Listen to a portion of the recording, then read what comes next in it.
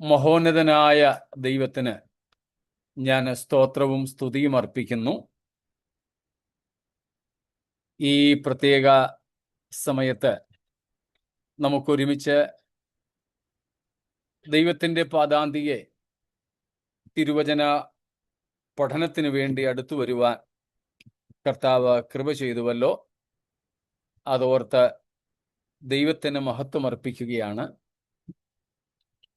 കൂടപ്പെട്ടിരിക്കുന്ന എല്ലാ വിശുദ്ധന്മാർക്കും കർത്താവായ യേശുക്രിസ്തുവിന്റെ നാമത്തിലുള്ള സ്നേഹവും വന്ദനവും ആദരവോടെ അറിയിക്കുകയും ചെയ്യുന്നു.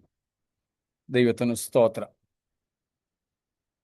ഈ നിമിഷം വരെ നമ്മെ കൺമണി പോലെ കാത്ത, ഇതിനു മുമ്പും പറഞ്ഞിട്ടുള്ളതുപോലെ, കോഴി തൻ്റെ കുഞ്ഞുങ്ങളെ ചിറകടിയിൽ മറയ്ക്കും പോലെ നമ്മെ മറയ്ക്കുകയും കഴുകൻ തൻ്റെ കുഞ്ഞുങ്ങളെ ചിറകിൻ മീതെ വഹിക്കും പോലെ ആവശ്യാനുസരണം നമ്മെ ചിറകിൻ കീഴിലും ചിറകിൻ മീതെയുമായി കരുതുകയും വഹിക്കുകയും ചെയ്ത ദൈവത്തിൻ്റെ മഹൽ വിശ്വസ്തതയ്ക്കായി അവിടുത്തേക്ക് മഹത്വമർപ്പിക്കുന്നു. സ്തോത്രം. നാം ഒരുമിച്ച് ദൈവവചന പഠനത്തിനായിട്ട് ഒരുങ്ങുകയാണല്ലോ. എബ്രായർക്കുള്ള ലേഖനം 2-ാമത്തെ അധ്യായം 10-ാമത്തെ വാക്യമാണ് നമ്മുടെ ചിന്താവിഷയം എന്ന് നമുക്കെല്ലാവർക്കും അറിവുള്ളതാണല്ലോ. ദൈവത്തിന് സ്തോത്രം. ശബ്ദം ഒക്കെ കേൾക്കാൻ പ്രയാസമില്ലല്ലോ? കാറ്റിൻ്റെയും ഫാനിൻ്റെയും ഒന്ന് ശബ്ദം. ഓക്കെ, സ്തോത്രം. എബ്രായ ലേഖനം 2-ാം അധ്യായം 10-ാമത്തെ വാക്യത്തിൽ നമ്മൾ കഴിഞ്ഞ ദിവസങ്ങളിലായിട്ട് കണ്ടുവരുന്നത് സകലത്തിനും ലാക്കും സകലത്തിനും കാരണഭൂതനുമായ ദൈവം, പിതാവായ ദൈവത്തെക്കുറിച്ചാണ് ആ പ്രയോഗമെന്ന് നമ്മൾ കണ്ടു. അനേകം പുത്രന്മാരെ എന്ന് വെച്ചാൽ നാം ഉൾപ്പെടുന്ന വിശുദ്ധന്മാരെ തേജസ്സിലേക്ക് നടത്തുമ്പോൾ നിത്യ തേജസ് നാം പ്രാപിക്കുന്നതിനെ കുറിച്ചുള്ള സൂചനയാണ്. അവരുടെ രക്ഷാനായകനെ യേശുക്രിസ്തുവിനെയാണ് ഉദ്ദേശിക്കുന്നത്. കഷ്ടാനുഭവങ്ങളാൽ തികഞ്ഞവനാക്കുന്നത് യുക്തമായിരുന്നു. സ്തോത്രം. ദൈവത്തിന് യുക്തമായ, ദൈവത്തിന് യുക്തമെന്ന് തോന്നിയ ചെയ്ത കാര്യമാണ് നാം പഠിച്ചുകൊണ്ടിരിക്കുന്നത്. സ്തോത്രം. നമുക്കൊരു പക്ഷേ അത് യുക്തമെന്ന് വരില്ല. അത് നിഷേധാത്മകമായി, നെഗറ്റീവായി മാത്രമല്ല, പോസിറ്റീവായി, ക്രിയാത്മകമായിട്ട് പോലും ഒരുപക്ഷെ നാം ചിന്തിച്ചാൽ യേശുക്രിസ്തുവിനെ കഷ്ടാനുഭവങ്ങളാൽ തികഞ്ഞവനാക്കിയ ദൈവത്തിൻ്റെ പരിപാടി നമുക്ക് യുക്തമായി തോന്നുവാൻ സാധ്യതയില്ല. അതിന് പോസിറ്റീവായിട്ട് പറഞ്ഞാൽ, സകാരാത്മകമായി പറഞ്ഞാൽ, ക്രിയാത്മകമായി പറഞ്ഞാൽ, സർവജ്ഞാനിയും സർവശക്തനും സർവാധികാരിയുമായ ദൈവത്തിന് പാപത്തിൽ ആണ്ടുപോയ മനുഷ്യനെ വീണ്ടെടുക്കാൻ വേറെ എത്രയോ പദ്ധതികൾ ആവിഷ്കരിക്കാമായിരുന്നു. നമ്മളും ചിന്തിച്ചിട്ടുണ്ടാകാം അതിനെക്കുറിച്ച്. ഇങ്ങനെ തന്നെ വേണമായിരുന്നോ? നമ്മുടെ ഈ മനസ്സിൽ ആ ചോദ്യം ഉരുത്തിരിഞ്ഞിട്ടുണ്ടാകാം. വേറെ എന്തെല്ലാം മാർഗങ്ങൾ ഉണ്ടായിരുന്നു? ഇനിയും പാപത്തിൽ ഇങ്ങനെ വീണുപോയ മനുഷ്യനെ വീണ്ടെടുക്കണമെന്ന് പോലും എന്താ നിർബന്ധം? വേണ്ട. അതിനും പുറകിലേക്കിറങ്ങിയാൽ സ്വയം പര്യാപ്തനായ, തന്നിൽ തന്നെ സകലവുമുള്ള, താൻ തന്നെ തൻ്റെ അസ്തിത്വത്തിന് നിദാനമായ, സ്വയം സ്ഥിതൻ അഥവാ സെൽഫ് എക്സിസ്റ്റന്റ് ആയ ഈ ദൈവത്തിന് ഈ മണ്ണുകൊണ്ട് മനയപ്പെട്ട മനുഷ്യരുടെ ആവശ്യം എന്തായിരുന്നു?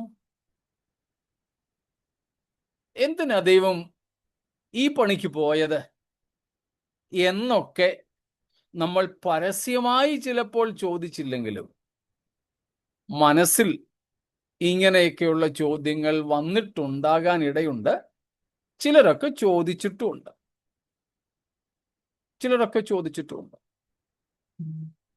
പല സ്ഥലങ്ങളിലും ശുശ്രൂഷകൾക്കും മറ്റും പോകുമ്പോൾ ഇങ്ങനെയുള്ള ചോദ്യങ്ങൾ ഞങ്ങളൊക്കെ അഭിമുഖീകരിക്കാറുമുണ്ട്. ചോദ്യോത്തരവേളയിൽ ദൈവമക്കളിൽ നിന്ന് തന്നെയും ചിലപ്പോൾ ശുശ്രൂഷകന്മാരിൽ നിന്ന് പോലും. ബൈബിൾ സ്കൂളിലൊക്കെ സാധാരണമാണ്, സർവ്വസാധാരണമാണ് ഇങ്ങനെയുള്ള ചോദ്യങ്ങൾ ഉണ്ടാവുക എന്നത്. ചിലരുടെയൊക്കെ മനസ്സിൽ ഇങ്ങനെയുള്ള ചോദ്യങ്ങൾ ഉരുത്തിരിയുമ്പോൾ അയ്യോ അത് പാവമാണെന്നൊക്കെ പറഞ്ഞ് ഇങ്ങനെ തല്ലിപ്പൊത്തി ഭവിശാച് എന്നൊക്കെ പറഞ്ഞ് ശാസിച്ച് ഇങ്ങനൊരു പരുവത്തിന് പോകുന്നവരും ഉണ്ട്. പറഞ്ഞു വന്നത്, ദൈവത്തിന് വേറെ എന്തെങ്കിലുമൊക്കെ ചെയ്ത് മനുഷ്യനെ രക്ഷിക്കാമായിരുന്നു, വീണ്ടെടുക്കാമായിരുന്നു. വീണ്ടെടുക്കുന്നതിന് വേണ്ടി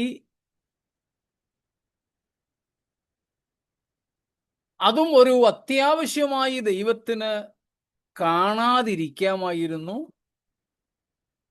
ദൂതന്മാരെ കുറിച്ച് ചെയ്തതുപോലെ.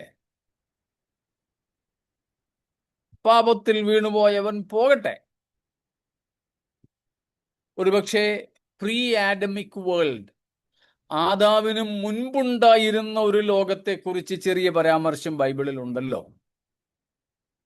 ആ ലോകത്തെ അവരുടെ പാപം നിമിത്തം നശിപ്പിച്ചു കളഞ്ഞതുപോലെ ദൈവത്തിന് ചെയ്യാമായിരുന്നു. അങ്ങനെ ഒരു സൃഷ്ടിയെ തന്നെ, മനുഷ്യനെന്നോ ദൂതന്മാരെന്നോ ആദാമിന്റെ ലോകത്തിന് മുൻപുണ്ടായിരുന്ന ലോകത്തിലെ ജീവികളെന്നോ ഒക്കെ പറയുന്ന സൃഷ്ടികളെ ഉണ്ടാക്കാതെ തന്നെ ദൈവത്തിന് നിലനിൽക്കാമായിരുന്നു. എന്നിട്ടും ദൈവം അങ്ങനെയൊന്നും ചെയ്യാതെ ദൂതന്മാരായി, മനുഷ്യരായി, ഒരുപക്ഷെ നമുക്കിതുവരെ അറിയാൻ കഴിയാത്ത വേറെ ചില സൃഷ്ടികളായി ദൈവം സൃഷ്ടികളെ സൃഷ്ടി ചെയ്തു, ഉൽപ്പാദിപ്പിച്ചു.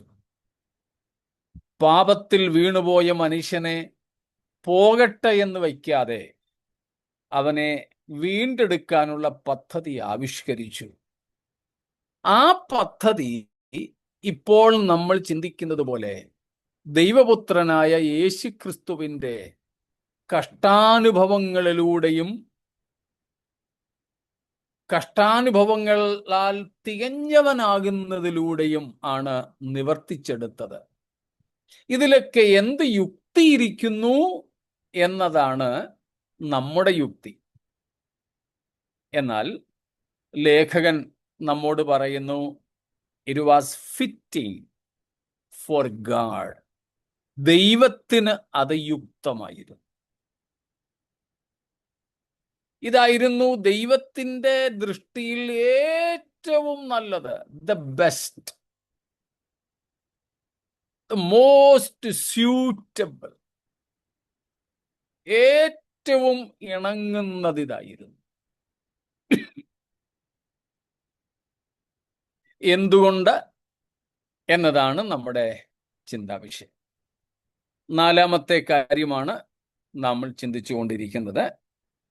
ഇന്നലെ നാം അതിൻ്റെ ചില കാര്യങ്ങൾ നമ്മളെ ക്ലാസ്സിൽ ജോയിൻ ചെയ്തതുകൊണ്ട് ഒന്ന് പറഞ്ഞു വിട്ടു എന്ന് മാത്രമേ ഉള്ളൂ.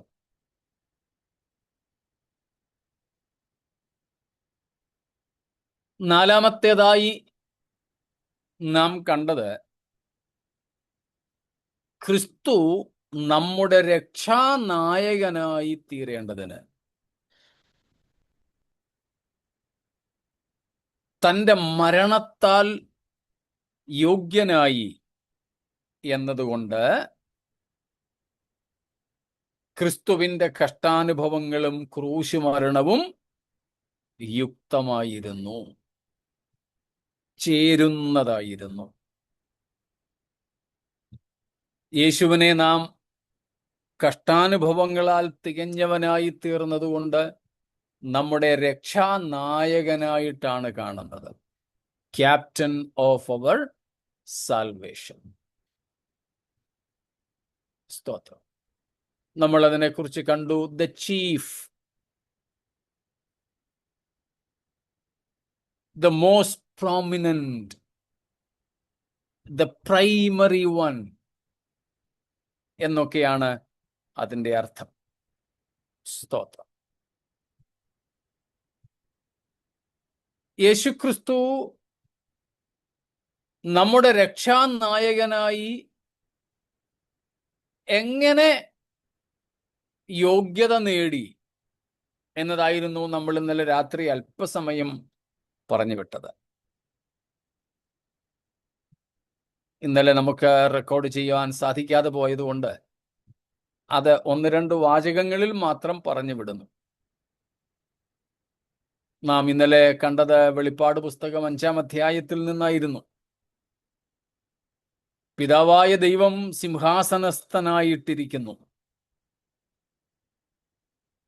കെരൂബുകൾ പോലെയുള്ള 4 ജീവികൾ തന്റെ സിംഹാസനത്തിന് ചുറ്റുമുണ്ട്. 24 മൂപ്പന്മാർ സിംഹാസനങ്ങളിൽ പൊൻകിരീടം ധരിച്ചുകൊണ്ട് പിന്നെയും ഇരിക്കുന്നുണ്ട്. ആ പിതാവായ ദൈവത്തിന്റെ കൈകളിൽ സപ്തമുദ്രിതമായ ഒരു പുസ്തകം, 7 സീൽഡ് ബുക്ക്. ശക്തനായൊരു ദൂതൻ മൂവുലകും, ഓൾ ദ 3 വേൾഡ്സ്, മൂവുലകും പ്രകമ്പനം കൊള്ളുമാറ് വിളിച്ചു ചോദിക്കുന്നുണ്ട്, പിതാവായ ദൈവത്തിന്റെ കൈകളിൽ നിന്നും ഈ 7 മുദ്രകളാൽ മുദ്രയിടപ്പെട്ടിരിക്കുന്ന പുസ്തകം വാങ്ങുവാനും അതിൻ്റെ മുദ്രാഭേദനം നടത്തുവാനും യോഗ്യനായിട്ട് സ്വർഗത്തിലോ ഭൂമിയിലോ ഭൂമിക്ക് കീഴെയോ ആരുള്ളൂ? ആരെയും കണ്ടില്ല. യോഹന്നാൻ കരഞ്ഞു. 24 മൂപ്പന്മാരിൽ ഒരുവൻ വന്ന് യോഹന്നാനെ ആശ്വസിപ്പിച്ചിട്ട് പറഞ്ഞു, കരയണ്ട. ഒരാൾ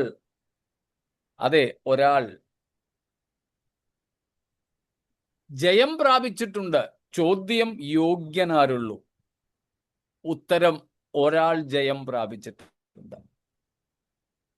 യഹൂദാ ഗോത്രത്തിലെ സിംഹവും ദാവീദിന്റെ വേരുമായവൻ യേശുക്രിസ്തുവാണെന്ന് നമുക്കറിയാം.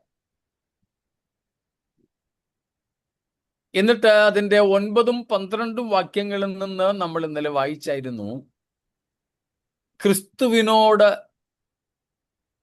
4 ജീവികളും 24 മൂപ്പന്മാരും തുടങ്ങി സകല സൃഷ്ടികളും പാടിപ്പറയുന്ന കുഞ്ഞാടിന്റെ ഗീതം. കുഞ്ഞാടേ, നീ യോഗ്യൻ. എന്താണ് നിന്റെ യോഗ്യത?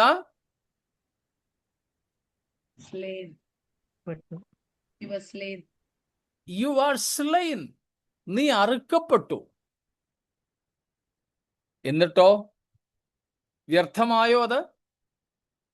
ഇല്ല. പിന്നെ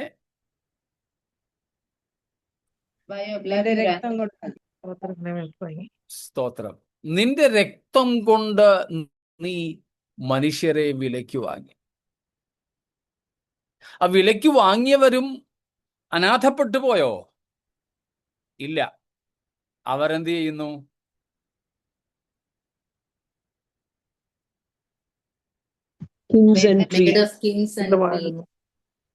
They are reigning. അവർ ഭൂമിയിൽ വാഴുന്നു. സ്തോത്രം. കണ്ടോ, കുഞ്ഞാടിന്റെ യോഗ്യത കുഞ്ഞാടിന്റെ മരണമാണ്. ആ മരണത്താൽ ചിന്തപ്പെട്ട രക്തത്താൽ പാപികളായിത്തീർന്ന മനുഷ്യരെ വീണ്ടെടുക്കുന്നതാണ്. എബ്രായർ 2:9 വെളിപ്പാട് 5-ാമത്തെ അധ്യായവും കൂടെ കൂട്ടിച്ചേർത്താണ് നമ്മൾ ഇന്നലെ പറഞ്ഞു നിർത്തിയത്. യേശുക്രിസ്തു യോഗ്യൻ. എന്തിന്? എബ്രായർ 2:10 അനുസരിച്ച് നമ്മുടെ രക്ഷാനായകനായി തീരുവാൻ. നമ്മുടെ രക്ഷാനായകനായി തീരുവാൻ യേശുക്രിസ്തു യോഗ്യൻ. എന്തുകൊണ്ട് എന്ന് നമ്മൾ കണ്ടു. മരണപ്പെട്ടതുകൊണ്ട്, അറുക്കപ്പെട്ടതുകൊണ്ട്, തൻ്റെ രക്തം ചിന്തിയതുകൊണ്ട്, തൻ്റെ ജീവൻ അർപ്പിക്കപ്പെട്ടതുകൊണ്ട്. സ്തോത്രം. അതിനാൽ ക്രിസ്തുവിൻ്റെ മരണം യോഗ്യമായിരുന്നു, യുക്തമായിരുന്നു, യോഗ്യവും യുക്തവും ആയിരുന്നു.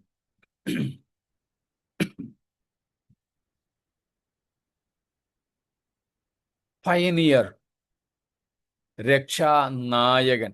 നമ്മൾ നേരത്തെ തന്നെ കണ്ടു. മുൻപേ കടന്നുപോയവൻ, അതുവഴിയായി മറ്റുള്ളവരെ നടത്തുന്നവൻ. ഇതാണ് നായകന്റെ അർത്ഥം. സ്തോത്രം. മുമ്പേ കടന്നുപോയവൻ, മുമ്പേ പോയിട്ട് പിമ്പേ വരുന്നവർക്ക് വേണ്ടി വഴിയൊരുക്കിയവൻ, അവർക്ക് സധൈര്യം യാത്ര ചെയ്യുവാൻ ധൈര്യം നൽകുന്നവൻ, മാതൃക കാണിച്ചവൻ എന്നൊക്കെയാണ് അതിനർത്ഥം. അതിനെക്കുറിച്ച് ഞാൻ ഇന്ന് വായിച്ച ഒരു ചെറിയ കാര്യവും കൂടെ പറയാം. അതില് ആ എഴുത്തുകാരൻ ഇങ്ങനെയാണ് നായകനെ ചിത്രീകരിക്കുന്നത്. അതായത് ഒരു കപ്പൽ ഛേദത്തിലകപ്പെട്ടു, അല്ലെങ്കിൽ ഒരു പാറയിൽ, കടലിനുള്ളിൽ തന്നെയുള്ള ഒരു പാറയിൽ അത് ഇടിച്ച് കയറി നിൽക്കുക. കപ്പലിൽ വെള്ളം കയറി തുടങ്ങുന്നു. ലൈഫ് ബോട്ട്സ്, രക്ഷാനൗകകൾ വളരെ കുറവാണതിൽ. എല്ലാവർക്കും പര്യാപ്തമായതില്ല. ടൈറ്റാനിക്കിൽ പോലും ഇല്ലായിരുന്നു എന്നുള്ളത് നമുക്കൊക്കെ അറിയാം. അതിലുള്ള യാത്രക്കാർക്കും ജോലിക്കാർക്കും എല്ലാവർക്കും പര്യാപ്തമായ രക്ഷാനൗകകൾ ഇല്ല. അപ്പോൾ നീന്തി മാത്രമേ അതിൽ നിന്നും രക്ഷപ്പെടാൻ കഴിയൂ. പക്ഷേ കടലിൻ്റെ ആഴമോ അതിൻ്റെ ഒഴുക്കോ അതിൻ്റെ തിരകളോ ഇതൊന്നും ആർക്കും നിശ്ചയമില്ല. എല്ലാവരും ഇങ്ങനെ ഭയപ്പെട്ട് നിൽക്കുകയാണ്. അപ്പോഴാണ് ഒരുത്തൻ ആ വെള്ളത്തിലേക്ക് എടുത്ത് ചാടുന്നത്. എന്നിട്ട് അയാൾ പറയുകയാണ്, ധൈര്യമായിരിക്കൂ, നിങ്ങൾക്ക് മുമ്പേ ഞാൻ പോയി കാണിക്കാം. നിങ്ങൾക്ക് വരാമെന്നേ, നിങ്ങളാരും മരിക്കത്തില്ല. ധൈര്യമായിട്ട് ഇറങ്ങി വെള്ളത്തിലേക്ക്. ദാ ഞാൻ ഇറങ്ങി. എന്നിട്ട് ആ കപ്പലിൽ പ്രാണഭയത്തിലായിരിക്കുന്നവരൊക്കെ നോക്കി നിൽക്കുമ്പോൾ ഈ മനുഷ്യൻ നീന്തിയോ നടന്നോ ഒക്കെ ആ വെള്ളത്തിലൂടെ താൻ കരയിലേക്ക് കയറുകയാണ്, സുരക്ഷിത സ്ഥാനത്തേക്ക് കയറുകയാണ്. അയാൾ പോകുന്നത് കണ്ടപ്പോൾ കപ്പലിൽ ജീവഭയം കൊണ്ട് വിറച്ചു നിന്നിരുന്നവർക്കൊരു ധൈര്യം. ഓ, അയാൾ പോയെങ്കിൽ എനിക്കും പോകാം. അയാളുടെ പുറകെ ഇവരും ഇറങ്ങിത്തിരിക്കുന്നു. അയാൾ എത്തിച്ചേർന്ന കരയിൽ ഇവരും ഓരോരുത്തരായിട്ട് എത്തുന്നു. സംഭവം വളരെ ലളിതമെന്ന് നമുക്ക് തോന്നും. പക്ഷേ ആ ഒരു പ്രത്യേക സാഹചര്യത്തിൽ അതാണ് ആ മുമ്പേ പോയ വ്യക്തിയെ വിളിക്കുന്ന പേരാണ് പയനിയർ, അല്ലെങ്കിൽ ചീഫ്, അല്ലെങ്കിൽ ക്യാപ്റ്റൻ. ഞാൻ മുമ്പേ പറഞ്ഞല്ലോ, ഞങ്ങൾ മിനിയാന്ന് വൈകുന്നേരത്തെ 4 മണി കഴിഞ്ഞാ പോയേക്കാമെന്ന് ഞങ്ങൾ തീരുമാനിച്ചതും നിന്ന നിപ്പിൽ യാത്ര തിരിച്ചതും.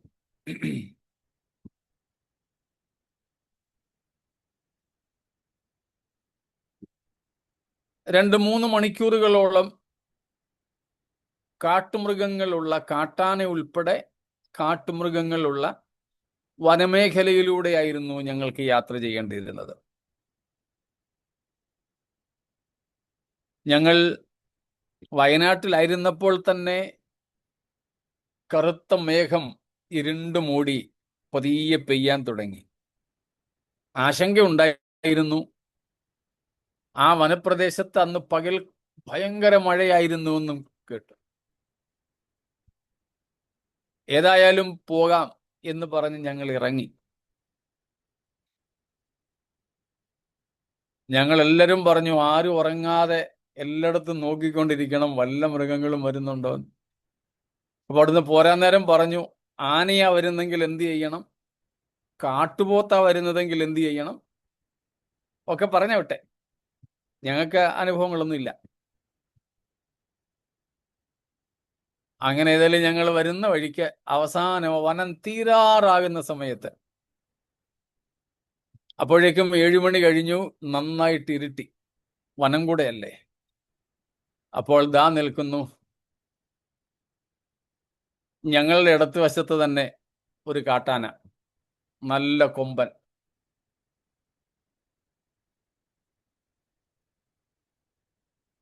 അറിയില്ല എന്ത് ചെയ്യണമെന്ന്. വേറെ വണ്ടികളൊക്കെ അവിടുന്ന് ഇവിടുന്ന് ഒക്കെ വരുന്നുണ്ട്. അപ്പോഴാണ്, ഫോറസ്റ്റുകാരാണോ പോലീസുകാരാണോ എന്നറിയത്തില്ല, സൈറണൊക്കെ മുഴക്കി ഒരു പോലീസ് വാൻ പോലെയുള്ള ഒരു വാഹനത്തിൽ ലൈറ്റ് വിട്ട് സൈറനും മുഴക്കി അവർ പുറകെ. സൈറൻ മുഴക്കിയപ്പോഴത്തേക്കിനും ഞങ്ങൾ അവർക്ക് വഴി ഒരുക്കി കൊടുത്തു. അവർ മുമ്പേ പോയി. ആ പോയ വാഹനത്തിന്റെ പുറകെ ഞങ്ങൾ, വേറെയും വാഹനങ്ങൾ ഉണ്ടായിരുന്നു, നേരെ ഇങ്ങി പോരുന്നു. ആ ഒരു അപകട മേഖല ഞങ്ങളെ തരണം ചെയ്യിച്ചിട്ട് ആ വണ്ടിക്കാർ തിരിച്ചുപോയി. ഫോറസ്റ്റുകാരായിരിക്കാനാ സാധ്യത. ഇതുപോലെ നമുക്ക് സ്വയമായി തരണം ചെയ്യുവാൻ കഴിയാത്ത രക്ഷയുടെയും തേജസ്കരണത്തിൻ്റെയും അവസ്ഥയിലേക്ക് നമ്മുടെ കർത്താവായ യേശു നമുക്ക് മുമ്പേ കടന്നുപോയി. എന്നിട്ട് നമ്മോട് പറഞ്ഞു പുറകെ വരാൻ. അങ്ങനെയാണ് ക്രിസ്തു നമ്മുടെ രക്ഷാനായകനായി തീർന്നത്. ആ രക്ഷാനായകത്വം ക്രിസ്തുവിന് നൽകുവാൻ ഏറ്റവും പ്രധാന ഘടകം യേശുക്രിസ്തു ക്രൂശിൽ കഷ്ടാനുഭവങ്ങൾ വരിച്ച് മരിച്ചു എന്നുള്ളതാണ്. അതാണ് യുക്തമായിരിക്കുന്നത്, യോഗ്യമായിരിക്കുന്നതെന്നാണ് നമ്മൾ ഇതുവരെ പഠിച്ചത്. സ്തോത്രം.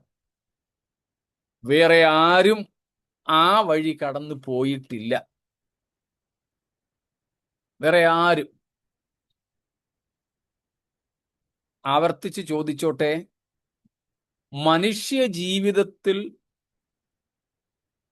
തരണം ചെയ്യുവാൻ കഴിയാത്ത, മനുഷ്യന് ത്രാണിയില്ലാത്ത, വെയർ മാൻ ഈസ് ഇൻകേപ്പബിൾ, മനുഷ്യന് ത്രാണിയില്ലാത്ത, അവനെ തരണം ചെയ്യുവാൻ കഴിയാത്ത ഏറ്റവും ഘോരമായ 2 ഘടകങ്ങളുണ്ട്.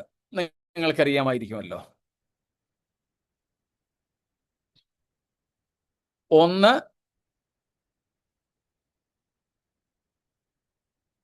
പാപം. 2, തെറ്റിയാലും സാരമില്ല, ഒന്ന് കൂടെ വാ.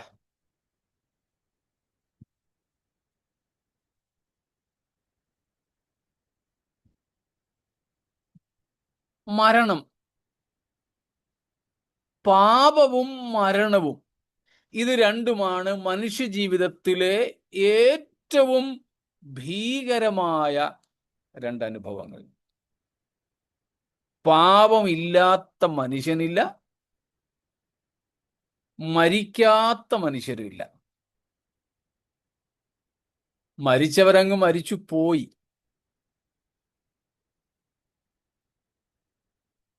എവിടെ പോയെന്നൊന്നും എവിടെ എത്തിയെന്നൊന്നും നമുക്കറിയില്ല. പിന്നെ 2 സ്ഥലങ്ങളേ ഉള്ളൂ. അതിലേതെങ്കിലും ഒരിടത്തെത്തി. അതിലിപ്പോൾ ആര് മരിച്ചാലും നിത്യതയിലെത്തി എന്ന ഒരു പ്രയോഗം കൊണ്ട് നമ്മൾ ആ കാര്യം അങ്ങ് തീർക്കും. അതിന് എവിടെയും ആയിക്കൊള്ളട്ടെ, നമ്മളല്ലല്ലോ നിശ്ചയിക്കുന്നത്. എന്നാൽ ചിലരുടെയൊക്കെ വിഷയത്തിൽ നമുക്ക് ഉറപ്പുണ്ട്. പൗലോസ് ചിലരെ കുറിച്ചൊക്കെ ജീവപുസ്തകത്തിൽ പേരുള്ള ഇന്നാരെന്നൊക്കെ പറയുന്നുണ്ട്. എന്തൊരു പ്രയോഗമാണ്! അതുമൊക്കെ നിങ്ങളുടെ ചിന്തയ്ക്ക് ഞാൻ വിട്ടുതന്ന് അവിടെ നിന്ന് മടങ്ങി വരുന്നു. പിന്നെ ജീവിച്ചിരിക്കുന്ന നമ്മളാ, പ്രായഭേദം കൂടാതെ മരണഭയത്തിലാണ് സകല മനുഷ്യരും. പിന്നെ മരണഭയം മാറിയവർ ദൈവത്തിന്റെ മക്കൾ മാത്രമാണെന്ന് നമുക്കറിയാം. എന്നാൽ ദൈവത്തിന്റെ മക്കളെന്ന് വിളിക്കപ്പെടുന്നവരുടെയും ഹൃദയത്തിൽ തട്ടി ഒന്ന് ചോദിച്ചു നോക്കണം, സത്യത്തിൽ മരണഭയം മാറിയിട്ടുണ്ടോ? ഏതായാലും ഈ 2 കാര്യങ്ങളാണ് മനുഷ്യ ജീവിതത്തിലെ ഏറ്റവും ശക്തമായതോ ഏറ്റവും ഭീകരമായിട്ടുള്ളതോ. പാപം, 2 മരണം.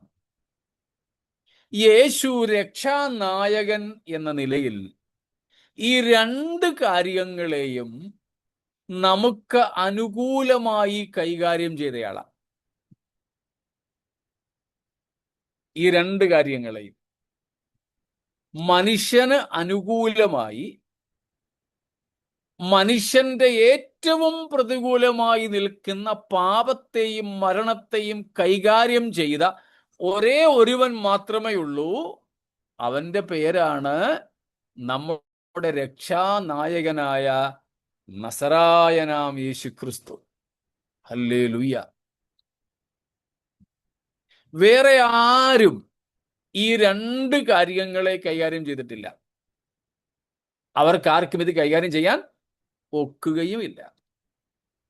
കാരണം അവരെല്ലാവരും പാപികളാകയാൽ പാപത്തെ കൈകാര്യം ചെയ്യാൻ അവർക്ക് പറ്റില്ല.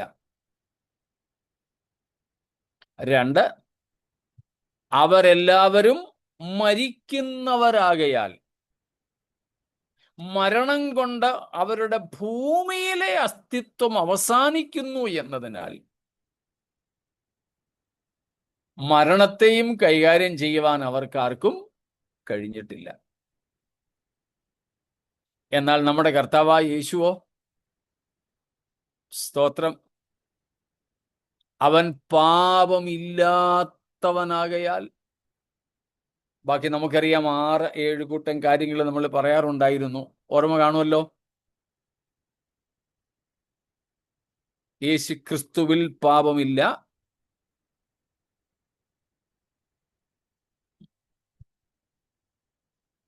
കൂടെ വരുന്നില്ലല്ലോ നിങ്ങൾ. പാപം ചെയ്തിട്ടില്ല, പാപം അറിഞ്ഞിട്ടില്ല.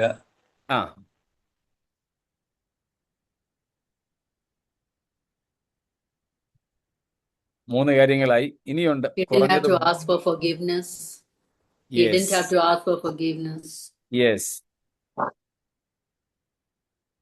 ഒരിക്കലും യേശു ക്രിസ്തുവിന് പിതാവേ എൻ്റെ പാപം ക്ഷമിക്കണമേ എന്ന് പറയേണ്ടി വന്നിട്ടില്ല. പാപക്ഷമയ്ക്കായി, സ്വന്തം പാപക്ഷമയ്ക്കായിട്ട് ക്രിസ്തു പ്രാർത്ഥിച്ചിട്ടേ ഇല്ല. 5, He didn't have to offer sacrifices for. ഒരു പാപയാഗവും അകൃത്യയാഗവും യേശുവിന് കഴിക്കേണ്ടി വന്നിട്ടില്ല.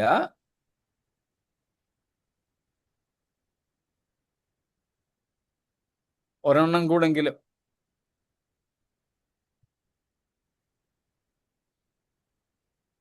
പാപികളോട് വേർപെട്ടവൻ. സ്തോത്രം. ഇങ്ങനെ ഇനിയുണ്ട് ആ കൂട്ടത്തിൽ. ഇങ്ങനെയുള്ള കർത്താവ്, അവന് മാത്രമേ സകല മാനവജാതിയും അഭിമുഖീകരിക്കുന്ന പാപമെന്ന പ്രശ്നത്തെ കൈകാര്യം ചെയ്യാൻ പറ്റുമായിരുന്നുള്ളൂ. സ്തോത്രം. അത് മാത്രമല്ല, ആ യേശു നമ്മുടെ പാപം എന്ന പ്രശ്നത്തെ കൈകാര്യം ചെയ്തതും എവിടെയാ?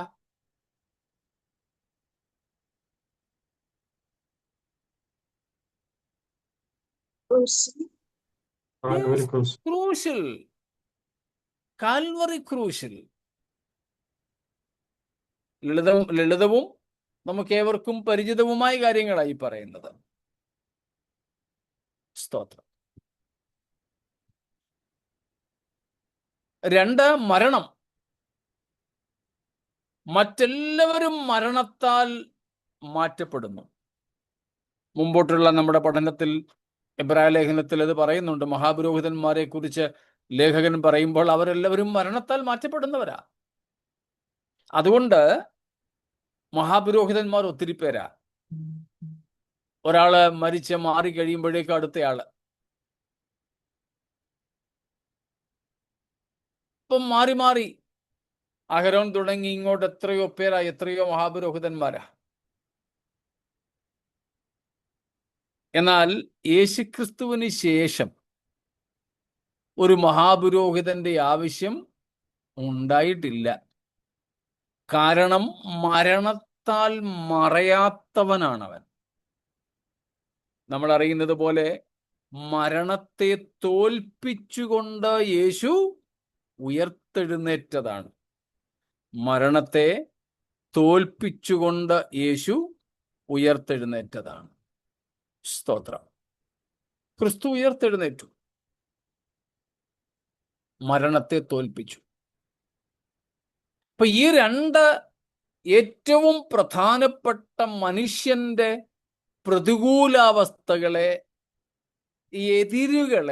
എതിരികളെ യേശു ക്രൂശിൽ കൈകാര്യം ചെയ്തു. യേശു മാത്രം കൈകാര്യം ചെയ്തു എന്നുള്ളത് യേശുവിനെ ആരായി തീരാൻ യോഗ്യനാക്കുന്നു? Captain of our salvation. Captain of our salvation. നമ്മുടെ സാൽവേഷൻ അഥവാ നമ്മുടെ രക്ഷയിൽ ഈ 2 ഘടകങ്ങൾ വളരെ പ്രധാനപ്പെട്ടതാണല്ലോ. എന്തൊക്കെ? പാപവിമോചനവും മരണത്തിന്മേലുള്ള വിജയവും. നമ്മുടെ രക്ഷയിലെ ഏറ്റവും പ്രധാനപ്പെട്ട 2 ഘടകങ്ങളാണല്ലോ ഇവ. സ്തോത്രം. Jesus is qualified to become the captain of our salvation because the sinless Son of God, Jesus Christ, only has dealt with these 2 major problems of humanity, sin and death. Death is the consequence of sin. And that also on the cross. It was not on a field, not in the boat, not among the crowds, but it was on the cross Jesus dealt with these 2 major human issues. And Jesus alone has dealt with. And second part, I was just telling this, that our salvation involves these 2 things. Forgiveness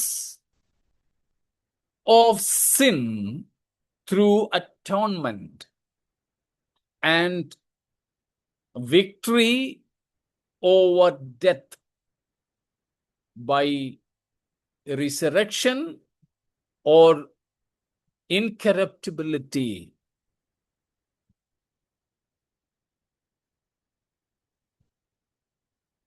And this qualifies Jesus to be the captain of our salvation. ഇപ്പൊ നമ്മുടെ രക്ഷയിൽ ഈ രണ്ട് ഘടകങ്ങൾ ഉൾപ്പെടുന്നു. ഒന്ന്, പ്രായശ്ചിത്ത മരണത്താൽ നമുക്ക് ലഭിക്കുന്ന പാപവിമോചനം. രണ്ട്, മരണത്തിന്മേലുള്ള വിജയം. സ്തോത്രം. ഇത് രണ്ടും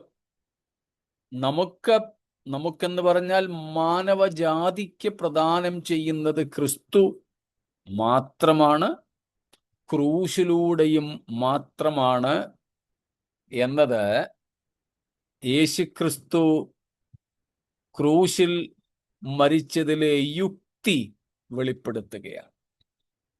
സ്തോത്രം. ഇത്രയും കാര്യങ്ങൾ മനസ്സിലേക്ക് കാണുമായിരിക്കുമല്ലോ. എങ്കിലും എന്തെങ്കിലും ചോദ്യങ്ങൾ ഉണ്ടെങ്കിൽ സ്വാഗതം.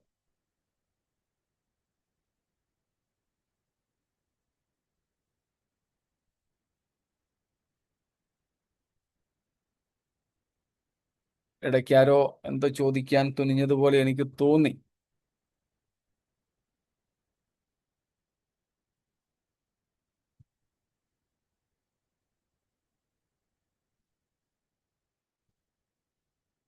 ഒന്നുമില്ല എന്ന്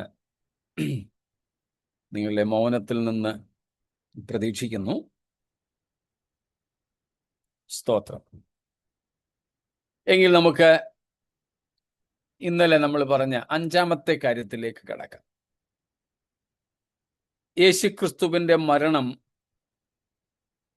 എന്തുകൊണ്ട്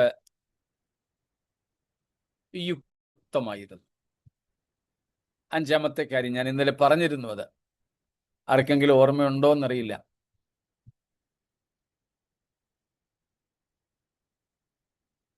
ഇന്ന് നമ്മൾ ചിന്തിക്കും എന്ന് പറഞ്ഞതുകൊണ്ട് ആരും അത്ര ശ്രദ്ധിച്ചിട്ടുണ്ടാകാനും സാധ്യതയില്ല.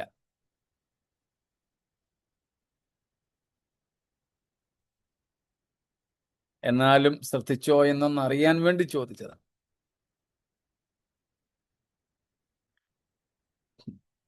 ശരി, അഞ്ചാമത്തെ കാര്യം നമ്മൾ ഇന്നലെ പറഞ്ഞു വിട്ടത് ക്രിസ്തുവിന്റെ കഷ്ടാനുഭവങ്ങളും ക്രൂശുമരണവും യേശുക്രിസ്തുവിന്റെ മനുഷ്യത്വത്തെ സ്ഥിരീകരിക്കുന്നു എന്നതിനാൽ യേശുവിന്റെ മരണം യുക്തമായിരുന്നു എന്നുള്ളതാണ്. സ്തോത്രം. യേശുക്രിസ്തുവിന്റെ ക്രൂശിലെ കഷ്ടാനുഭവങ്ങളും മരണവുമൊക്കെ, സ്തോത്രം, യേശുവിന്റെ മനുഷ്യത്വത്തിന്റെ സ്ഥിരീകരണങ്ങളാണ്. അതുകൊണ്ട് ആ മരണം യുക്തമായിരുന്നു. സ്തോത്രം. Jesus death was fitting because it confirms the humanity of Jesus Christ. It confirms, it proves the humanity of Jesus Christ. യേശുക്രിസ്തു ക്രൂശിൽ മരിച്ചത് തൻ്റെ മനുഷ്യത്വത്തെ സ്ഥിരീകരിക്കുന്ന കാര്യമാണ്. ഒന്നാം നൂറ്റാണ്ടിൽ ഉൾപ്പെടെ ആദിമ സഭയുടെ സമയമുൾപ്പെടെ ഇന്നും പലരും യേശുക്രിസ്തുവിന്റെ മനുഷ്യത്വത്തെ, യേശുക്രിസ്തുവിന്റെ പൂർണ്ണ മനുഷ്യത്വത്തെ നിഷേധിക്കുന്നവരാണ്. പൂർണ്ണ മനുഷ്യത്വ നിഷേധികളാണ്. നമുക്കറിയാം, നമ്മുടെ കൊച്ചു കേരളത്തിൽ മുസ്ലിം സമൂഹം നമ്മളെ ചേട്ടന്മാരെന്നാണ് വിളിക്കുന്നത്. ക്രിസ്ത്യാനികളെ മുസ്ലിങ്ങൾ കേരളത്തിൽ ചേട്ടന്മാരെന്നാണ് വിളിക്കുന്നത്.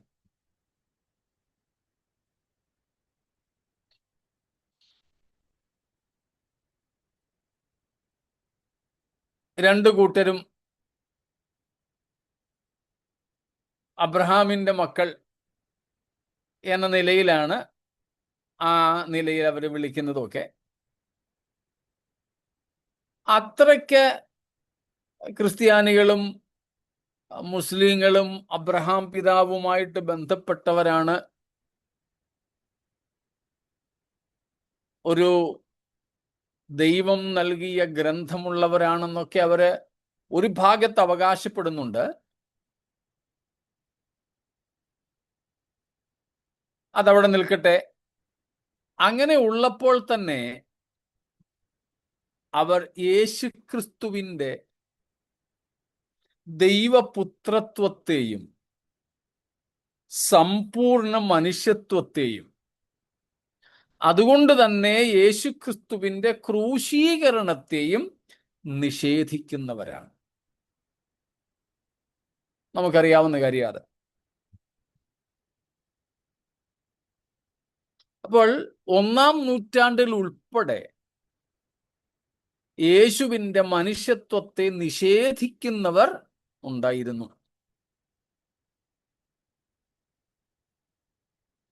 യൂദായും, അപ്പോസ്തലനായ യൂദ, ഇസ്കറിയോത്താവല്ല, അപ്പോസ്തലനായ യൂദായും പൗലോസും യോഹന്നാനും ഒക്കെ ഈ വിഷയങ്ങളെ വളരെ ഗൗരവമായി കൈകാര്യം ചെയ്തിട്ടുണ്ട്. പ്രത്യേകിച്ച് പൗലോസും യോഹന്നാനും.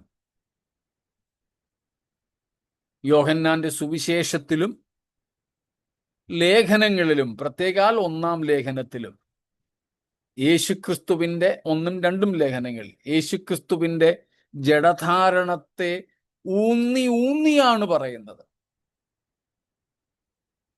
കൊലോസ് ലേഖനവും ഇതര ലേഖനങ്ങൾ ഉണ്ടെങ്കിലും ഇങ്ങനെയുള്ള വാദഗതികൾക്ക് വളരെ ശക്തമായ മറുപടിയാണ് പൗലോസ് എഴുതി തന്നിരിക്കുന്നത്. കൊലോസ് ലേഖനവും അങ്ങനെയുള്ളൊരു ലേഖനമാണ്. അപ്പോൾ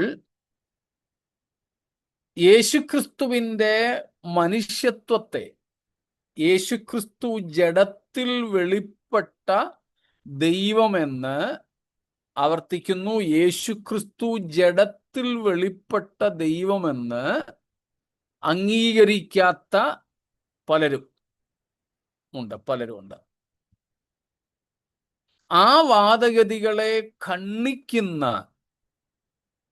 ഒരു ഖണ്ഡന പ്രസ്താവനയാണ് ലേഖകൻ എബ്രായർ 2:10 പറഞ്ഞു വയ്ക്കുന്നത്. 9-ഉം 10-ഉം വാക്യങ്ങളിൽ 9-ാം വാക്യത്തിൽ നമ്മൾ പഠിച്ചതാണ്, എല്ലാവർക്കും വേണ്ടി മരണം ആസ്വദിച്ച യേശു, മരണം അനുഭവിച്ച യേശു. Hebrews 2:9, the apostle says, Jesus tasted death. He suffered death for all. So the writer of the letter to the Hebrews confirms, declares concretely that Jesus died a literal death on the cross, which establishes the perfect humanity of Jesus. എബ്രായ ലേഖനകർത്താവ് ഈ 2-ാം അധ്യായം 9 മുതൽക്കുള്ള വാക്യങ്ങളിൽ വളരെ ശക്തിയോടെ പറയുന്നു, യേശുക്രിസ്തു അക്ഷരീകമായി മരിച്ചു. ആ പ്രസ്താവന യേശുക്രിസ്തുവിൻ്റെ മനുഷ്യത്വ നിഷേധികൾക്കുള്ള ഒരു കന്നത്തടിയാണ്. യേശുക്രിസ്തുവിൻ്റെ മനുഷ്യത്വ നിഷേധികൾ ആയ ദുരുപദേശകർക്കെതിരെയുള്ള ചൂരൽ പ്രയോഗമാണ്. എബ്രായ ലേഖന കർത്താവ് ഉറപ്പിച്ചു പറയുന്നു, because Jesus died, he was a perfect human being. യേശു ക്രിസ്തു ക്രൂശിൽ കഷ്ടമനുഭവിച്ച് മരിച്ചതുകൊണ്ട് യേശു ഒരു പൂർണ്ണ മനുഷ്യനായിരുന്നു. സ്തോത്രം. നമുക്കറിയാം, യേശുക്രിസ്തുവിന്റെ മനുഷ്യത്വം ഇല്ലാതെ യേശുവിന് മാനവജാതിയെ രക്ഷിപ്പാൻ കഴിയുകയില്ല. One of the chief qualifications of the captain of our salvation is that he should be a perfect man, a perfect human being. യേശുക്രിസ്തു പൂർണ്ണ മനുഷ്യനായിരിക്കണം എന്നുള്ളത് യേശുക്രിസ്തു രക്ഷിതാവാകേണ്ടതിന്, നമ്മുടെ രക്ഷാനായകനാകേണ്ടതിന്, നമ്മുടെ വീണ്ടെടുപ്പുകാരനാകേണ്ടതിന് അടിസ്ഥാന യോഗ്യതകളിൽ ഒന്നാണ്. സ്തോത്രം. അടിസ്ഥാന യോഗ്യതകളിൽ ഒന്നാണ്.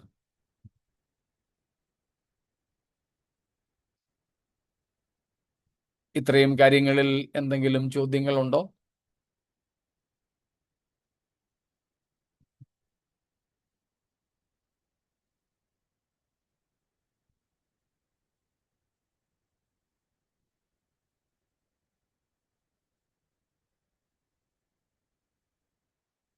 സ്തോത്രം.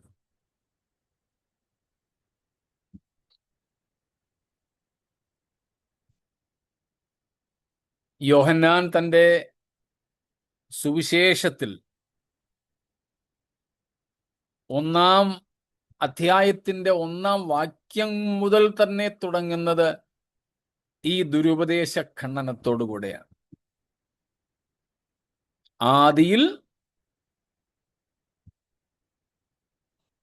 ഇൻ ദ ബിഗിനിങ്, ആദിയിൽ വചനമുണ്ടായിരുന്നു, ആദിയിൽ വചനം ഉണ്ടായിരുന്നു,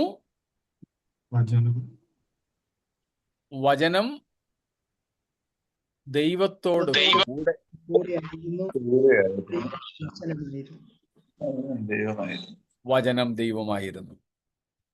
എന്നിട്ട് നേരെ 14-ാം വാക്യത്തിലേക്ക് പോയാൽ ആ വചനം, ആ എന്നുള്ളത് 2 തൊട്ട് 13 വരെയുള്ള വാക്യങ്ങളെ കോർത്തിണക്കാൻ വേണ്ടി ഞാൻ ഉപയോഗിക്കുന്നേ ഉള്ളൂ. ബൈബിളിൽ ആ എന്നില്ല. ആ വചനം ജഡമായി തീർന്നു, കൃപയും സത്യവും നിറഞ്ഞവനായി നമ്മുടെ ഇടയിൽ പാർത്തു. ഞങ്ങൾ അവന്റെ തേജസ് കണ്ടു. എങ്ങനെ? പിതാവിങ്കൽ നിന്ന്. The Father, full of grace and truth. Praise God. So we saw his glory. We saw his glory. He dwelt among us. നമ്മുടെ ഇടയിൽ അവൻ പാർത്തു. ഞങ്ങൾ അവന്റെ തേജസ് കണ്ടു. സ്തോത്രം.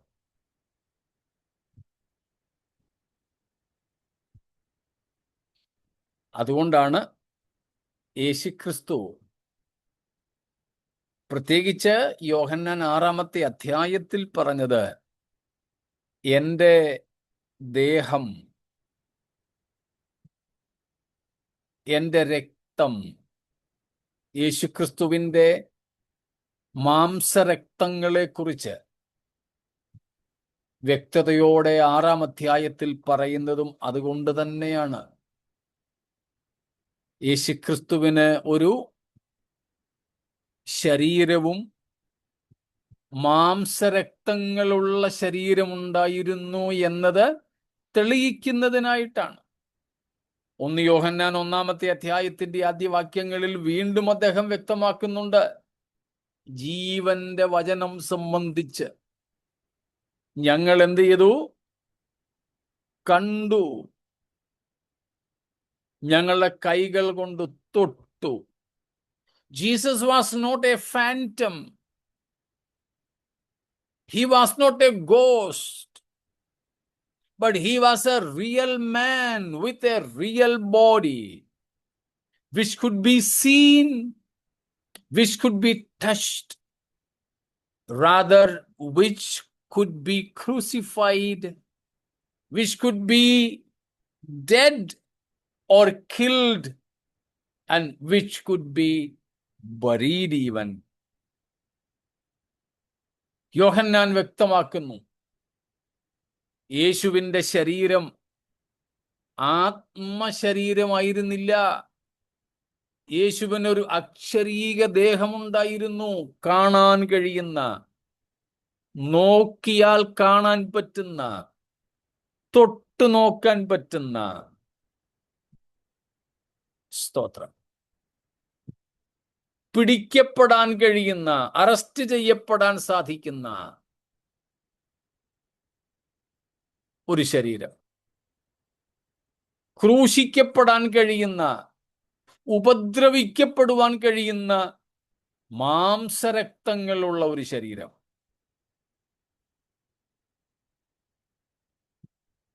മരിപ്പാൻ കഴിയുന്ന, അടക്കപ്പെടാൻ കഴിയുന്ന ഒരു ഭൗമ ശരീരം. ഇതെല്ലാം യേശുക്രിസ്തുവിൻ്റെ മനുഷ്യത്വത്തെ വെളിപ്പെടുത്തുന്ന വസ്തുതകളാണ്. നാം ഓർത്തുകൊള്ളണമേ, കർത്താവായ യേശുക്രിസ്തുവിൻ്റെ മനുഷ്യത്വത്തെക്കുറിച്ചും ദൈവത്വത്തെക്കുറിച്ചും നമുക്ക് വ്യക്തമായ ധാരണ ഉണ്ടായിരിക്കണം. യേശുക്രിസ്തു ഒരേ സമയം പൂർണ്ണ ദൈവവും പൂർണ്ണ മനുഷ്യനുമായിരുന്നു. യേശുക്രിസ്തു ജഡത്തിൽ വെളിപ്പെട്ട ദൈവമാണ്. അതുകൊണ്ട് പൗലോസ് ശ്ലീഹ കൊലോസ് ലേഖനത്തിൽ പറഞ്ഞത്, അവനിലല്ലോ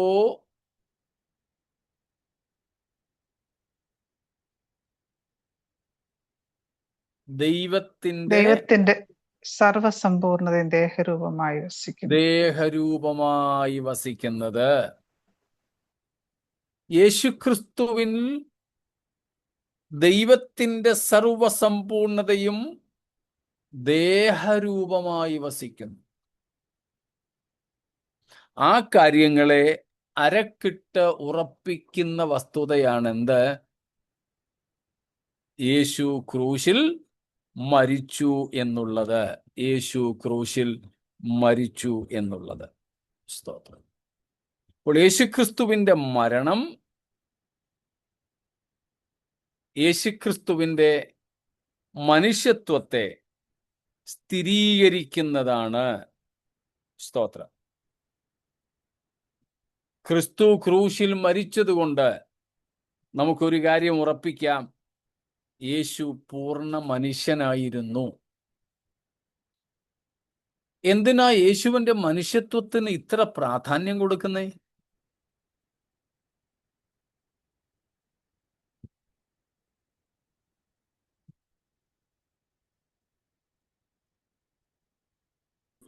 ഭാവികളായ മനുഷ്യരെ രക്ഷിക്കേണ്ടതിന് മനുഷ്യരൂപത്തിൽ തന്നെ. അങ്ങനെയാണ്. സ്തോത്രം. നമ്മൾ വീണ്ടെടുപ്പിന്റെ ദൈവിക പ്രമാണം കണ്ടിട്ടുണ്ട്, പഠിച്ചിട്ടുണ്ട്. ലേവ്യ 25-ാം അധ്യായത്തിൽ നിന്ന്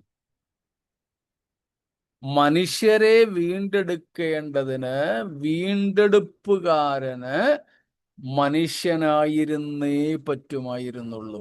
മനുഷ്യനെ കൊണ്ട് മാത്രമേ മനുഷ്യനെ വീണ്ടെടുക്കാൻ പറ്റൂ.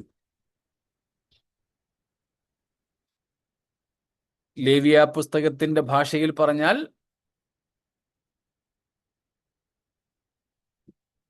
വീണ്ടെടുപ്പുകാരൻ ആരായിരിക്കണം? അടുത്ത ചാർച്ചക്കാരൻ. അടുത്ത ചാർച്ചക്കാരനായിരിക്കണം. The Redeemer must be a kinsman, a close relative. അതുകൊണ്ട് വീണ്ടെടുപ്പുകാരനെ പൊതുവെ വിളിക്കുന്നത് കിൻസ്മാൻ റെഡീമർ എന്നാണ്. കിൻസ്മാൻ റെഡീമർ, രൂത്തിന്റെ അടുത്ത പുസ്തകത്തിലും അത് ചാർച്ചക്കാരനായ വീണ്ടെടുപ്പുകാരൻ. രൂത്തിന്റെ പുസ്തകത്തിലും അത് തന്നെയല്ലേ പറയുന്നേ? അതെ, അതാണ് വീണ്ടെടുപ്പിന്റെ നിയമം.